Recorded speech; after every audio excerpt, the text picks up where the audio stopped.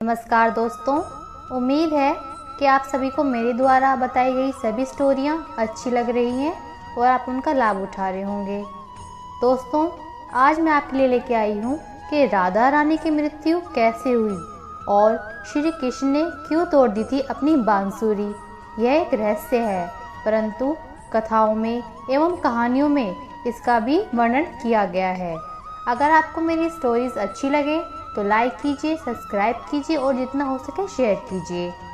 जब भगवान विष्णु ने कंस के वध के लिए श्री कृष्ण का अवतार लिया था, तब उसी दौरान उनके प्रेम के रूप में राधा रानी का जन्म हुआ था वृंदावन में। राधा जी के माता पिता का नाम वृषभानु और कीर्ति था। आपको जानकर हैरानी होगी कि कई धर्म ग्रंथों में लिखा गया है, जन्म के कई साल तक राधा रानी कुछ भी नहीं देख सकती थी, क्योंकि जन्म से पहले ही राधा रानी ने तय कर लिया था कि पृथ्वी लोक पर उनके द्वारा सबसे पहले देखी जाने वाली चीज़ श्री कृष्ण का मुख होगा और तब तक पृथ्वी लोक पर वो कुछ भी नहीं देखेंगी। इस बात से आप अंदाज़ा लगा सकते हैं कि राधा रानी का प्रेम पृथ्वी लोक में जन्म लेने से पहले ही अनंत था। भगवत पुराण में मानो तो श्री कृष्ण ने अपना ज़्यादातर बचपन गोकुल में बिताया है, जहाँ उनकी दिव्य शक्ति के कारण उनकी चर्चा चारों ओर फैली। साथ ही श्री कृष्ण और राधा के प्रेम के बारे में उस समय पूरे गोकुल को पता था।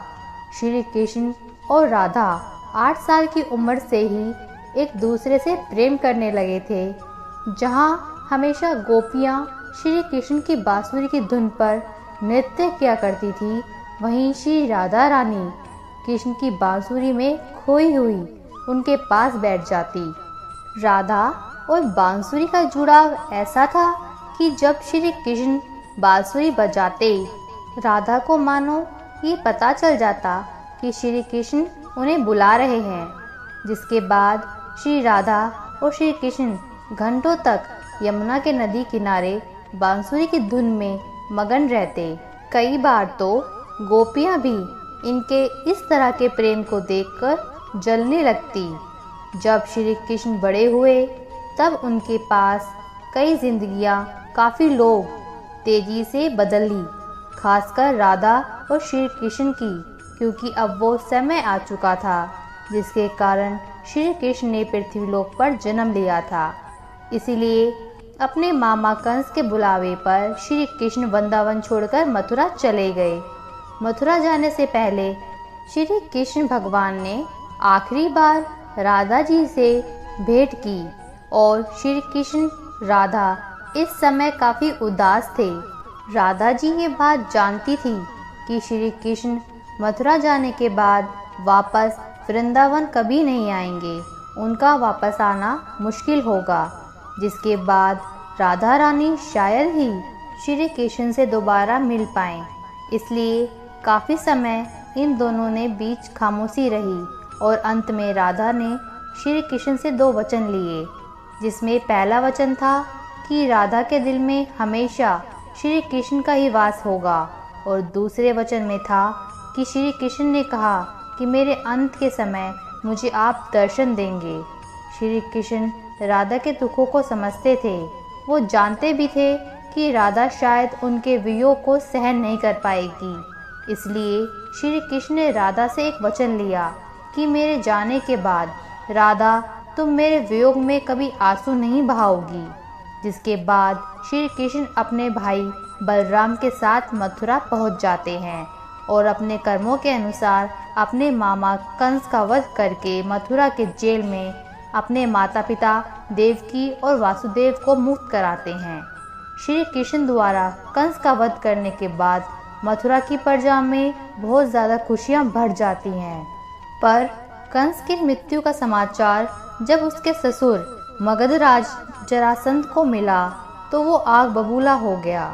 अपनी विशाल सेना को लेकर वह विध्वंसों पर आक्रमण करने चल पड़ा।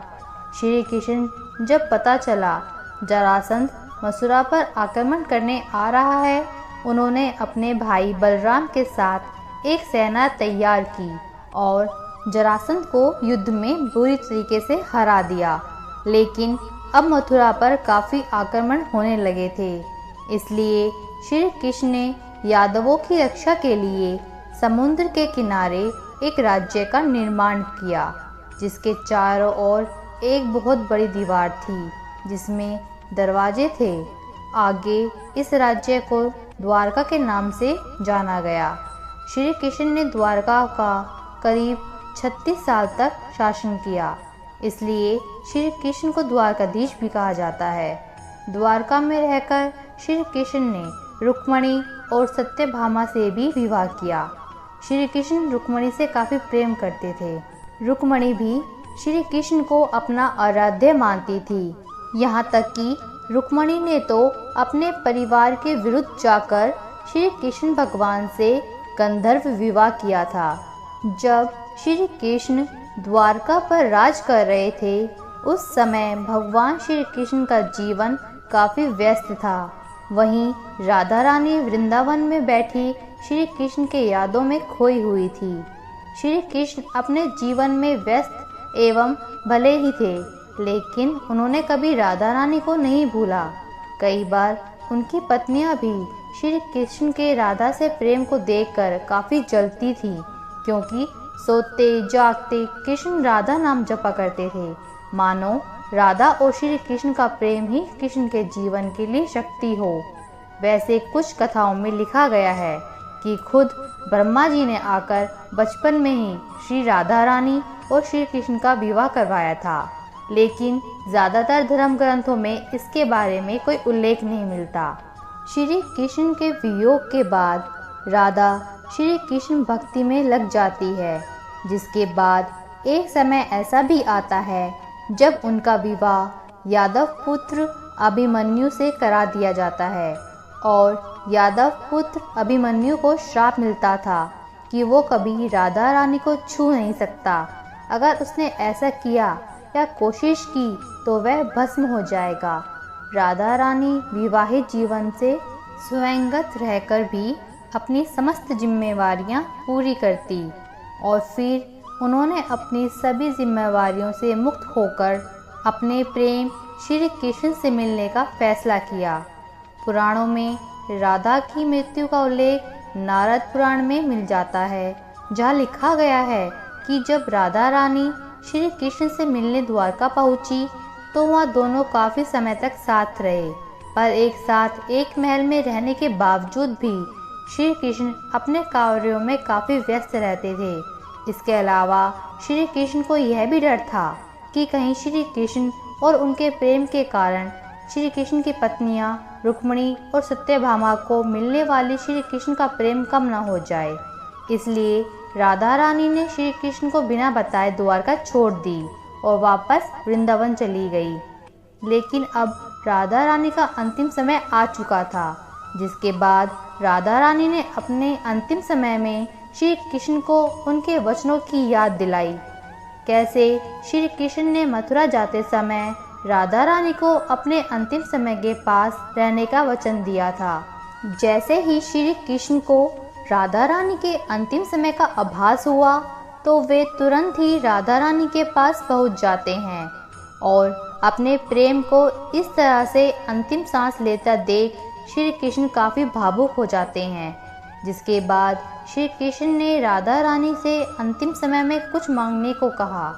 राधा रानी ने पहले तो श्री कृष्ण से कुछ नहीं मांगा, लेकिन जब श्री कृष्ण ने जोर दिया तो राधा रानी ने कहा, मेरी बस एक ही इच्छा है कि आप मेरे अंतिम समय में आपके साथ वैसे ही पल बिताएं जैसे हम वृंदावन में एक साथ बांसुरी की धुन में बिताया करते थे।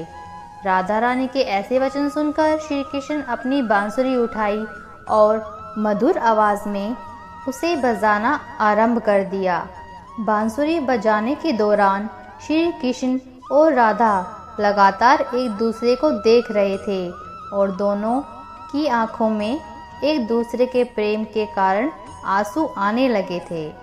इसी तरह वृंदावन में पुराने यादों में और श्री कृष्ण भगवान की बाहों में राधा जी ने अपनी अंतिम सांसें ली। राधा जी की सांसें थम जाने पर श्री कृष्ण की बांसुरी की आवाज़ भी थम गई।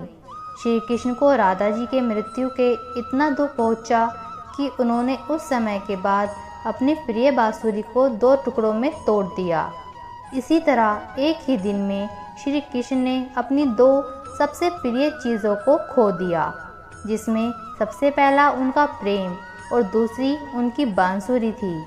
श्री राधा के मृत्यु के बाद श्री कृष्ण भी ज़्यादा समय तक पृथ्वी लोक पर नहीं रहे और अपने अंतिम कार्य यानी महाभारत के युद्ध को समाप्त करने के बाद उन्होंने भी पृथ्वी लोक को छोड़ दिया। जय श्री कृष्ण, जय श्री राधे।